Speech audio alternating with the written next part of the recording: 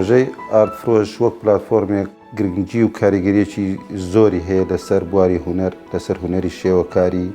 ئەتوانم بڵێم ئەبێتە هۆیەک وەکو پردێک لە نێوان هونەر و خەڵکدا.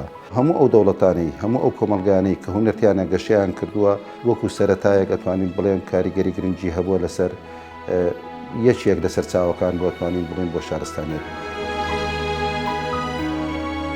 ئەم پرۆژەیە چەند جۆرێک کاریگەری هەیە. کاریگەری ڕاستەوخۆی هەیە لەسەر بواری مادی و معنەوی، کاریگەری هەیە لەسەر چۆنێتی مامەڵەکردن لەگەڵ بنیاتنانی بەشێک لە شارستانیەتی ئێمە کە تا ئێستا کە بەداخەوە کۆمەلگای کوردستانی هێشتا نەیتوانیوە وەک سەلیقەیەک مامەڵەی لەگەڵا بکە کە بۆ خۆی ئەوەی ئەزانین هەموو شارستانیەتەکانی دنیا یەکێک لە سەرچاوەکانیان هونەر و هونەری شێوەکاری و تابلۆ و ئەو بەشانە بۆ کە پەیوەندی هەبوو بە هونەرەوە.